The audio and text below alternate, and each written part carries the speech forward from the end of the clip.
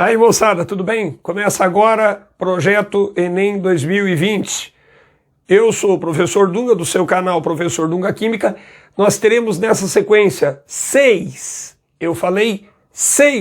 aulas do Projeto Enem, apenas com cálculo estequiométrico. Na primeira sessão nós tivemos 4 aulas envolvendo o mol, nessa nós teremos 6 aulas envolvendo o cálculo estequiométrico. O cálculo estequiométrico corresponde a aproximadamente 12 a 15% de todas as questões dos últimos 10 anos de Enem. Então você está convidado a participar comigo dessa primeira e das sequências de aulas que estão entrando aí, uma logo atrás da outra. Vamos lá, Enem na cabeça. É isso aí. Vamos lá, pessoal. Nós vamos resolver a questão de 2015, Enem 2015, a prova número 2, cuja resposta certa é a letrinha C, que nós vamos mostrar para você como chegar nesse resultado. Muito bem, o que eu preciso te informar a respeito desta questão importante? Isto seria uma questão de vestibular que poderia cair tranquilamente numa prova de matemática, numa prova de física. Aqui, pelo contexto da questão, ela caiu na nossa provinha de química. Olha o que ele nos diz no enunciado. O álcool utilizado como combustível automotivo, que é o chamado etanol hidratado, deve apresentar uma taxa máxima de água em sua composição, para não prejudicar o funcionamento do motor.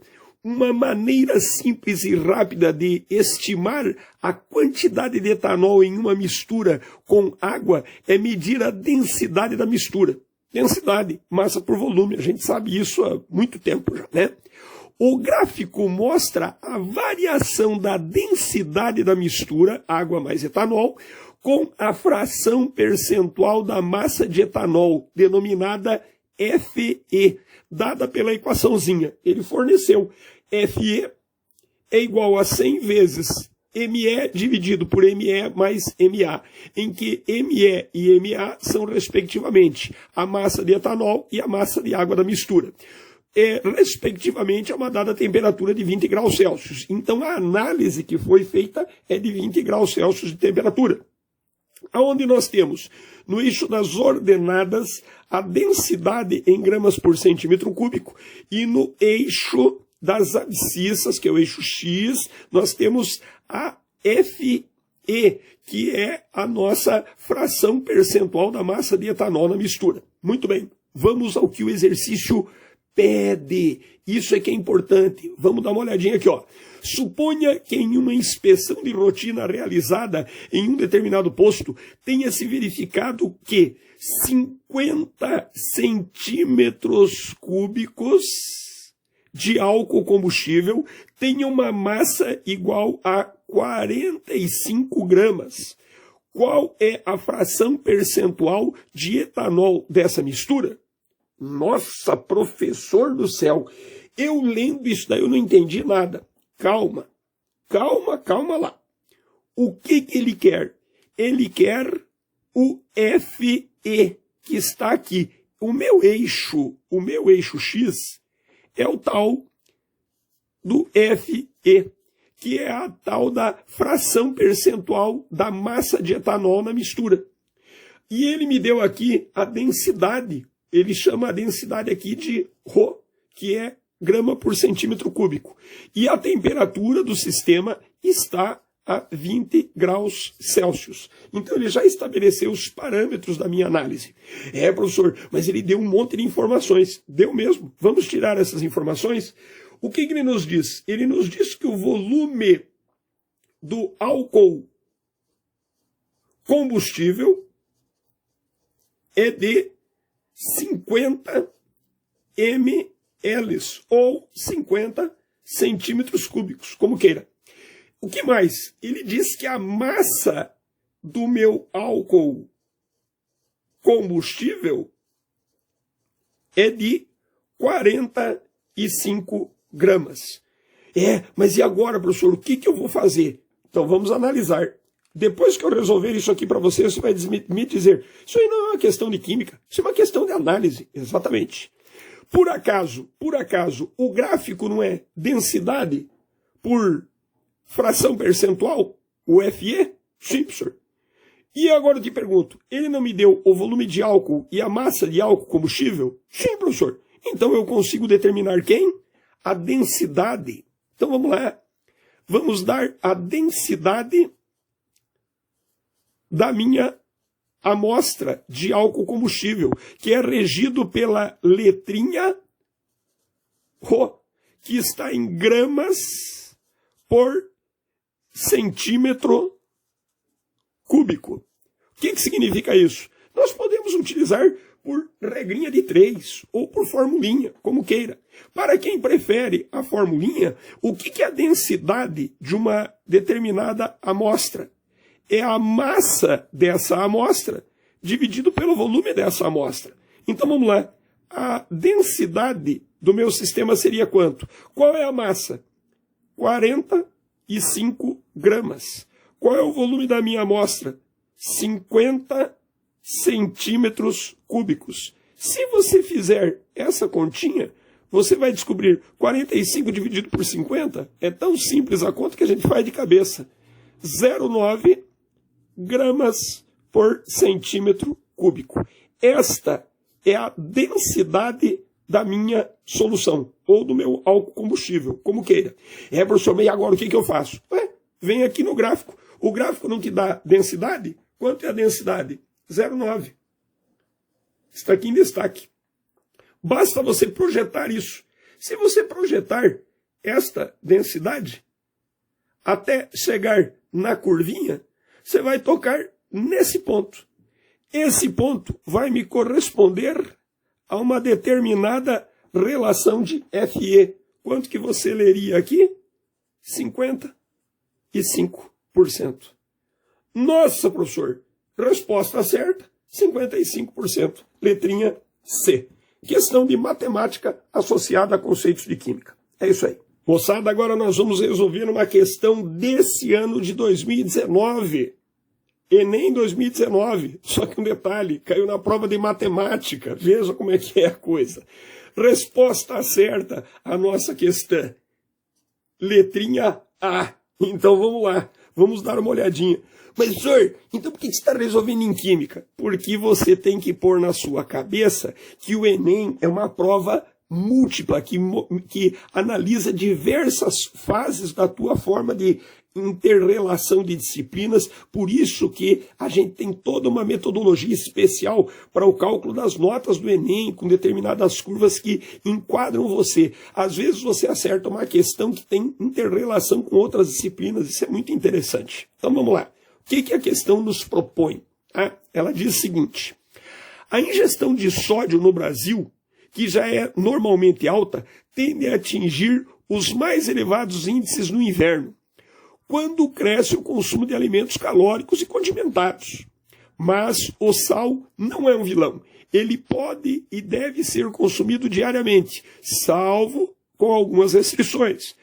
Para uma pessoa saudável, isso é importante frisar, o consumo máximo de sal de cozinha, que é o chamado cloreto de sódio, que é o nosso NaCl, não deve ultrapassar 6 gramas diárias. Ou seja, 2,4 gramas do elemento químico sódio, que corresponde a 40% da massa em sódio, e 60% do elemento químico cloro, que corresponde às suas respectivas frações percentuais. Aí ele diz: considere uma pessoa saudável que no decorrer de, olha o detalhe importante, 30 dias, consumiu quanto? 450 gramas de sal de cozinha. O seu consumo médio diário excede ao consumo máximo recomendado em quanto? Nossa, professor do céu, como é que eu vou analisar isso? Essa é uma questão difícil. Gente, é só análise matemática da coisa. Quer ver? Então vamos lá. Vamos tirar alguns dados importantes aqui do nosso exercício? Vamos tirar alguns dados que vão nos ajudar a resolver o exercício. Qual é o consumo de cloreto de sódio por dia de uma pessoa normal? 6 gramas por dia. Beleza. Qual é o número total de dias que a pessoa vai ter consumido sal? Por 30 dias. Joia. Qual é a massa de cloreto de sódio que essa pessoa consumiu nesse período? 450 gramas. Eis as bases do nosso exercício. Ô professor, e as porcentagens de cloreto de sódio? Calma, não precisa de nada disso. Vamos lá, vamos analisar aqui. Então vamos lá. Primeiramente, eu vou resolver o exercício para você utilizando as seguintes correlações. Primeira coisa a se fazer. Então vamos lá. O que eu sei? Eu não sei nada. Sabe sim. Que eu consumi 450 gramas em 30 dias. Vamos escrever isso? Em 30 dias foi consumido 450 gramas de cloreto de sódio. Se eu quisesse saber em apenas um dia quanto que essa pessoa teria consumido, uma massa que eu vou chamar de M', tá? Esta massa M' de cloreto de sódio seria equivalente a, fazendo a continha aqui na minha calculadora, eu vou ter lá os 450 por 30 dias, eu teria lá 15 gramas barra por dia. Beleza? Então esta seria a massa de cloreto de sódio que a pessoa teria ingerido em um dia. 15 gramas, de um total de 450 em 30 dias. Beleza? Tudo bem? Tranquilinho? Mas e agora? O que eu faço? Muito boa a sua pergunta. Eu vou chamar isto daqui de parte 2. Eu vou chamar isso aqui de parte 2. O que é essa parte 2? Muito bem.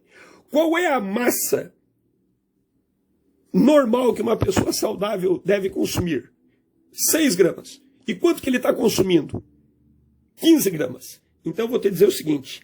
A massa de cloreto de sódio em excesso que ele está consumindo seria o quê? Seria os 6 gramas por dia que ele pode consumir, menos os 15 gramas que é o que ele consumiu por dia.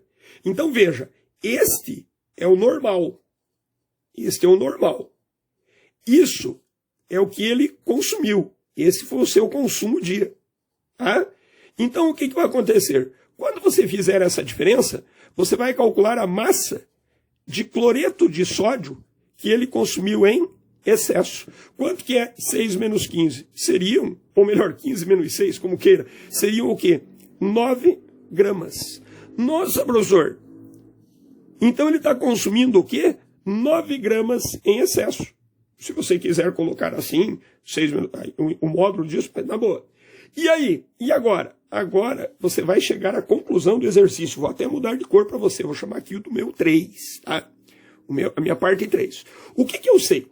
Se ele tivesse consumido os 6 gramas de cloreto de sódio, que é o normal dele ter consumido, ele estaria consumindo 100% do que ele poderia consumir para o período.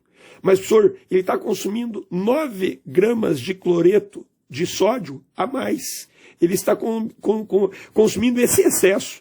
Então, ele estaria consumindo X% a mais. Se você fizer essa continha, 9 dividido por 6, 1,5 vezes 100, 150% a mais. Esta é a quantidade em percentual de cloreto de sódio que ele está consumindo a mais, dando como resposta certa a letrinha A, 150%. É isso aí. Agora nós vamos resolver uma questão de 2017, Enem 2017, prova 2. Resposta certa para essa nossa questãozinha, a letrinha E. Então vamos lá. Olha o que ele propõe.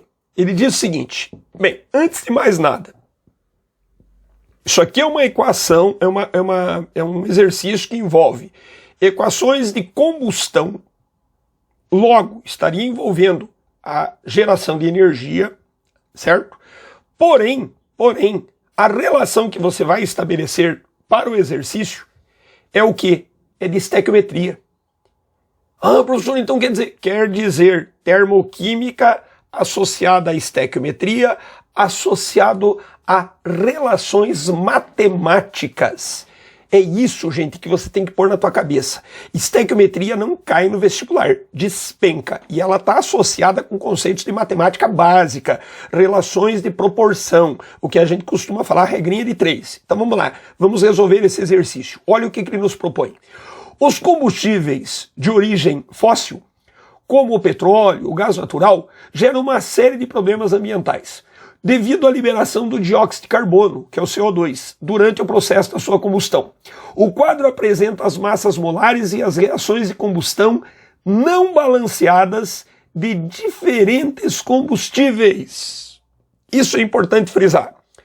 Ele me deu vários combustíveis, a massa molar de cada um deles e a reação de combustão não balanceada. Presta atenção nisso. Aí ele diz assim, ó, considerando a combustão completa de 58 gramas de cada um dos combustíveis, então é 58 gramas de metano, acetileno, etano, propano e butano. Listados no quadro, a substância que emite mais CO2 seria qual? Então vamos lá. Olha o que você tem que fazer. Primeiramente, você precisa ficar ligadinho, porque o exercício ele é bastante amplo, ele é extremamente inteligente para a nossa resolução. Então vamos lá. Eu vou fazer o primeiro para você, que seria a combustão do metano. Eu vou chamar aqui de 1, tá? Aqui de 2, aqui de 3, 4 e 5, para facilitar a nossa vida, tudo bem? Primeiro é o metano. Então vamos lá. Primeiramente, como é que eu vou fazer? Primeiro, eu pego a sua reação. O que eu tenho aqui? Eu sei que o metano, CH4, na presença do oxigênio O2, isso aqui vira quem? Vira CO2 mais água. Detalhe, tudo que entra deve ser igual a tudo que sai pela lei de Lavoisier. Matéria se conserva, não desaparece. Matéria apenas se transforma. O que você quer dizer com isso, professor? Tudo que entra tem que ser igual a tudo que sai. Me ajuda aqui. Você vai jogar 1 mol de metano. Então, um carbono entra. 1 mol de CO2 sai. Um carbono sai. Um carbono entra, um carbono sai. Fechei o carbono. Hidrogênios. 1 vezes 4, 4 hidrogênios entram. Quantos hidrogênios saem? 2. Então você vai ter que multiplicar aqui por 2. 2 vezes 2, 4. Lembrando que esse 2 multiplica tanto o hidrogênio quanto o oxigênio. 2 vezes 2, 4. 4 hidrogênios saem. Matou, fechou o hidrogênio. E o oxigênio? 1 vezes 2, 2 oxigênios estão saindo. 2 vezes 1, 2. 2 com 2, 4. Vem aqui na frente. 2 O2. Professor, deu certo. Claro que deu. Ora, tudo que entra é igual a tudo que sai. Mas agora que eu quero ver o que você vai fazer. Boa pergunta. Lei de Proust. Então veja, pela lei de Lavoisier, tudo que entra tem que ser igual a tudo que sai. A massa permanece constante. E pela lei de Proust, as proporções se mantêm constantes no meu sistema reacional. Tá, professor, mas o que quer dizer isso na prática? O que eu tenho? Metano. O que eu quero? Liberação de CO2. O que eu tenho e o que eu quero. Então vamos lá. O que você sabe? Não sei nada. Sabe sim. 1 mol de metano. Tá aqui, ó. 1 mol de metano, 16 gramas. Quando 16 gramas de metano queimam, elas libertam 1 mol de CO2. Mas eu não vou queimar 16, professor, eu vou queimar 58. Isso mesmo. Para 58 graminhas que eu queimo de metano, quanto que eu libertaria de CO2? Vamos chamar isso aqui de X1. Se você fizer essa continha, a quantidade X1, que seria a quantidade de CO2 liberado pela queima do metano, fazendo essa regrinha de 3, 58 vezes 1 dividido por 16, isso aqui nós daria pela continha aqui, se nós fizermos essa conta, isso aqui vai dar 3,6 mols de CO2 por 58 gramas de metano queimado. Então, quando eu queimar 58 gramas de metano, eu estaria libertando 3,6 gramas de CO2. Beleza? Isso para o metano. Mas o que você quer dizer com isso, professor? Você vai ter que fazer tudo para todos. Então, vamos lá. 2, acetileno. Até vou mudar de corzinha aqui para você. Dá uma olhadinha aqui. Vamos para a segunda proposição. O acetileno. Olha o que eu proponho para você. Quem é o acetileno? É o C2H2, que vai reagir na presença do O2. Isso aqui vai se transformar no CO2. Isso aqui vai se transformar em água. Beleza? Tudo bem? Mas tudo que entra tem que ser igual a tudo que sai. Bingo. É isso mesmo. Então você vai vir aqui e vai propor 1 na frente do metano, do acetileno. Professor, eu sempre proponho 1. Proponha 1 mol do combustível para facilitar a nossa vida. 2 carbonos entram. Você tem que vir aqui e propor um 2. 2 carbonos saem. Fechou o carbono. 2 hidrogênios entram. Você vem aqui, 1 vezes 2, 2 hidrogênios saem. Mas e o oxigênio? 2 vezes 2, 4. Mais 1, 5. Você vem aqui e coloca 5 meios de O2. Beleza? E agora, professor? O que eu tenho e o que eu quero? Proporção. Análise. Lei de Proust. O que a gente sabe? 1 mol de acetileno, 26 gramas. Quando 26 gramas reagem, ele vai libertar 2 mols de acetileno. Mas o que eu vou reagir são 58. Para 58 graminhas, eu vou produzir X2. Se você fizer esse X2, isso aqui vai nos dar, fazendo a continha aqui na calculadora, isso aqui daria 4,5 aproximadamente mols de CO2 pela combustão do acetileno. Veja, para a mesma massa, 58 gramas, o metano libera 3,6, o acetileno libera 4,5 mols. Então nós já fizemos para os 2 primeiros. Vamos fazer para os demais. Então me permita eu colocar aqui para que nós continuemos as nossas continhas. Então vamos lá, vamos fazer para todos. Agora, de novo, eu volto para a corzinha pretinha. Olha aqui, ó. O que nós vamos fazer agora? Para o etano. O etano tem massa molar 30. Então vamos lá. Para o meu número 3. Quem é o meu etano? É o C2H6. Isso aqui vai reagir com O2. Isso aqui vai virar CO2. Isso aqui vai virar água. O que a gente propõe? 1 mol de C2H6. 2 carbonos entram. 2 carbonos saem. Fechou. 6 hidrogênios entram. 3 vezes 2, 6 hidrogênios saem. Fechou. O oxigênio. 2 vezes 2, 4. Com 3, 7. 7 meios de O2. Pela lei de Proust, o que eu tenho e o que eu quero? Junta. O que a gente tem de informações? 1 mol de etano são 30 gramas. Isto aqui libertaria 2 mols de CO2. Mas, professor, eu vou queimar 58 gramas. Para 58 gramas, eu libertaria X3. Se você fizer essa continha, o X3, fazendo aqui a nossa calculadora, isso aqui nos daria 3,9 mols de CO2 aproximadamente. Então eu acabei de calcular a quantidade de CO2 libertada por 58 gramas de etano. Quarta proposta é o meu propano. O propano tem massa molar 44 gramas-mol. Então vamos lá. O que eu sei? O propano é o meu C3H8. Isso aqui vai reagir na presença de O2, lembrando que as equações não são balanceadas, a gente deve balancear. Isso aqui vai produzir CO2 e água. Toda combustão libera CO2 e água. CO2 e água. Combustão completa, digamos assim. Aqui eu tenho 1 mol de propano. C3, 3 mols de CO2. 8 hidrogênios entram. 4 vezes 2, 8 hidrogênios saem. Oxigênio, 3 vezes 2, 6. Com 4, 10. 5O2. 5 vezes 2, 10. Pela proporção da lei de Proust, o que eu tenho e o que eu quero? Junta. O que eu sei? 1 mol de propano são 44 gramas. Isso aqui vai libertar 3 mols de CO2. Mas e para 58? Para 58 gramas, X4. Se você calcular o X4, isso aqui vai dar, pela nossa proporção aqui bonitinha, 3, aproximadamente 3,9 mols. Tá? É 3,80 e pouquinho, 3,9 mols.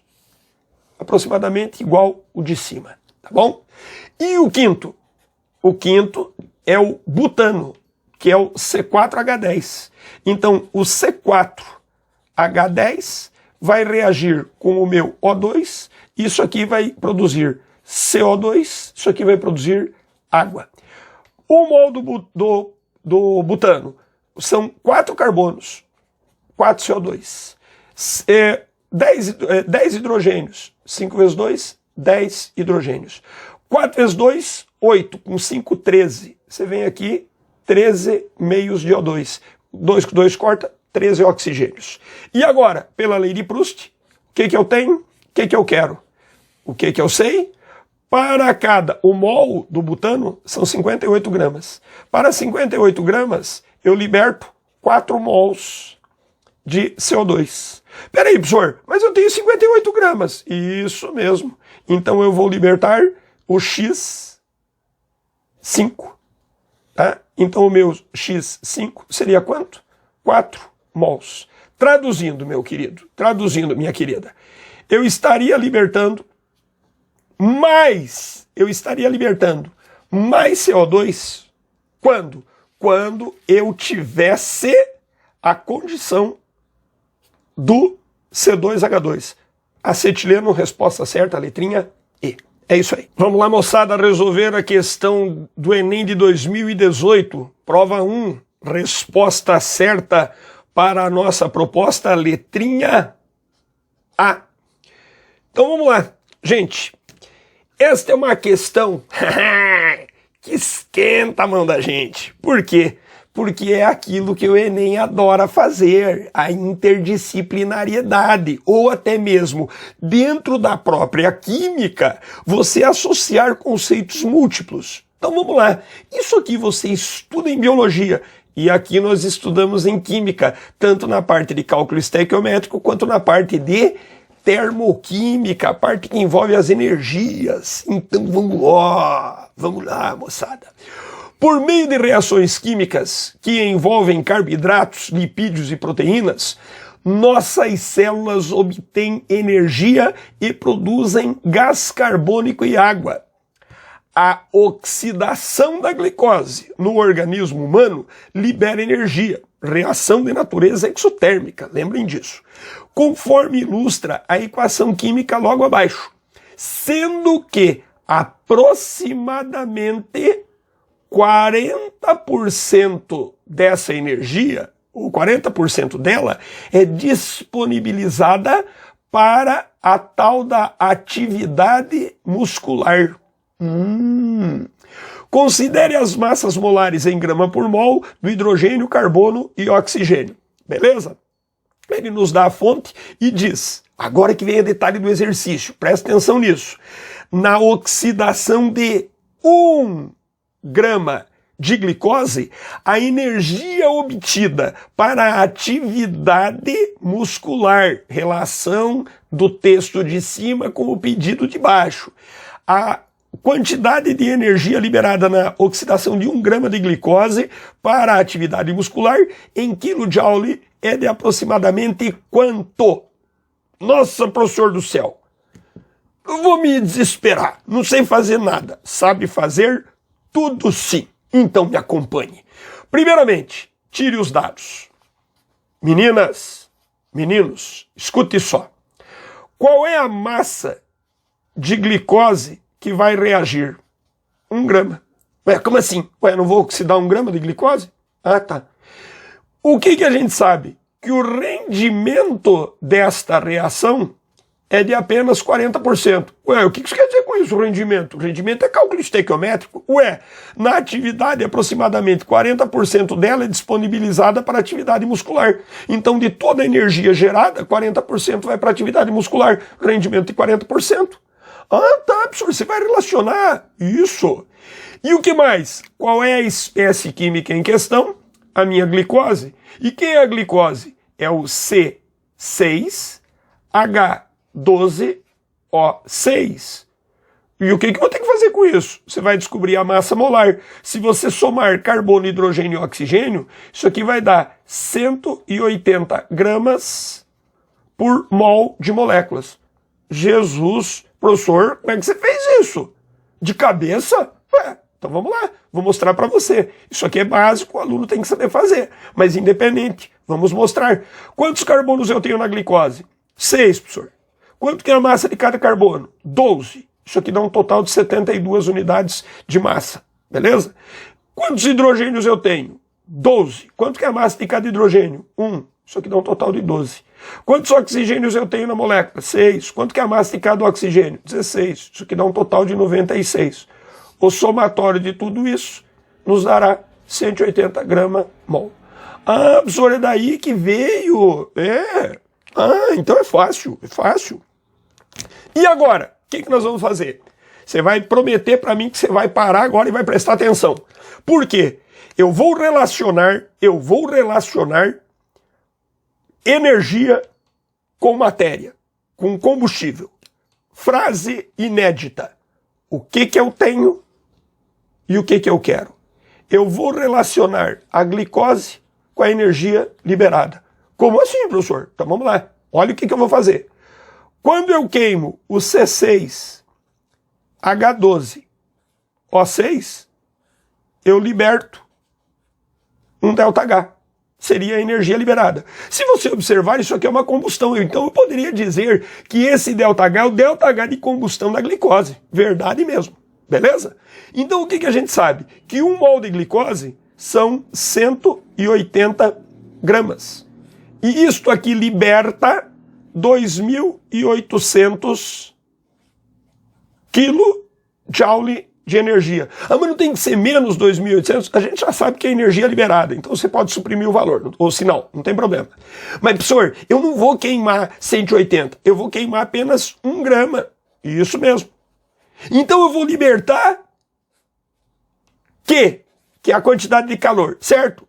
Certo seria se toda a energia desse 1 grama fosse convertido para atividade muscular. Porém, ele diz no texto que a quantidade de conversão é de apenas 40%. Então você virá aqui e vai multiplicar por 0,4. Ué, mas por que você multiplicou por 0,4? Ora, presta atenção. Eu peguei a massa da minha amostra e multipliquei pela conversão. Eu multipliquei pelo meu rendimento. Ah, mas eu aprendi que o rendimento é nos produtos. Se você quiser pegar esse 0,4 e multiplicar do lado de cá, vai dar na mesma, é só matemática. Então, 1 grama, desse 1 grama, totalmente ele vai se transformar em calor? Não, apenas 0,4 disso. Então, isso aqui seria 1 vezes 0,4, 0,4 em gramas, que vai se transformar em calor. Se você fizer essa continha, a quantidade de calor que libertada nesta transformação seria de 6,2 quilojoules. Meu Jesus! Professor, deu como resposta certa a letrinha A. E eu vou mais longe ainda para você. Eu poderia analisar da seguinte maneira: se essa quantidade de energia aqui fosse 180 para 2.800, 1 grama para X, esse X que eu obteria aqui, se não tivesse esse 0,4, seria o chamado poder calorífico ou poder calórico da glicose, que seria a quantidade de energia libertada por grama. Como aqui não é para 1 grama, mas sim para 0,4 gramas, é um calor que qualquer, tá bom? Resposta certa para essa nossa relação matemática, química, física e calor, letrinha A. É isso aí. Aí, moçada, vamos lá para a questão do Enem de 2013, prova 1. Resposta certa, letrinha A. Então vamos lá. vamos dar uma olhadinha numa questão interdisciplinar, envolve conceito de biologia e química associado com o ciclo do carbono e também o ciclo do oxigênio na natureza. Veja o que ele nos propõe. Plantas terrestres, ainda que em fase de crescimento, fixam grandes quantidades de CO2, utilizando-o para formar novas moléculas orgânicas e liberam grande quantidade de oxigênio. No entanto, florestas maduras, cujas árvores já atingiram o equilíbrio, o consumo do oxigênio pela respiração tende a igualar a sua produção pela fotossíntese. A morte natural de árvores nessas florestas afeta temporariamente a concentração de O2 e de CO2 próximo à superfície do solo onde elas caíram. A concentração de O2, próxima ao solo, no local da queda, será o quê? Resposta certa, menor, pois haverá consumo de O2 durante a decomposição dessas árvores. Esta seria a resposta correta para a questão. Eu só peço a tua gentileza de observar comigo aqui duas reações. Primeira delas, o CO2 gasoso em presença da água líquida, por uma reação chamada fotossíntese, ela vai se transformar em glicose, C6H12O6, e vai liberar O2 gasoso. Esta é a reação denominada fotossíntese. Beleza? Detalhe, balanceando estequiometricamente, 6 CO2 com 6 águas vai produzir 1 mol de glicose e ele vai liberar, pela minha reação de fotossíntese, 6 mols de oxigênio gasoso para cada 6 mols de CO2 que são o quê? Consumidos na fotossíntese. Isso é a fase de crescimento do meu vegetal. Porém, no texto ele nos afirma que quando a árvore fica adulta, aí eu tenho o fenômeno da respiração, aonde isso aqui se inverte com grande consumo do oxigênio nesta reação reversível chamada respiração celular nos vegetais. Ora, então praticamente o consumo e a produção de oxigênio se anulam. Professor, mas não é isso que ele fala. Não é isso que ele fala mesmo. O que ele fala? Quando ocorre a morte natural das árvores, em outras palavras, quebra um galho, ocorre queda das cascas, o que acontece? Um fenômeno chamado decomposição. A matéria orgânica sofre decomposição e toda vez que ocorre decomposição, isso é um fenômeno aeróbico. Uma grande taxa de oxigênio gasoso é o quê? Consumido no sistema. Ah, professor, então o que ocorre? A degradação deste material orgânico num fenômeno chamado reação de decomposição de matéria orgânica, onde o oxigênio é consumido. Por isso que a resposta correta para o nosso sistema seria o quê? A concentração do O2 próximo ao solo é menor, pois haverá consumo desse oxigênio durante a reação de decomposição dessas árvores. Fenômeno associado de química com biologia. Resposta certa, letrinha A. Questão inteligente. Um abraço. E aí, moçada? Terminou essa aula? Já está entrando outra, na qual nós vamos enfatizar novos pontos importantes para o teu cálculo estequiométrico. Fica comigo, vem comigo, vamos juntos nessa. É isso aí.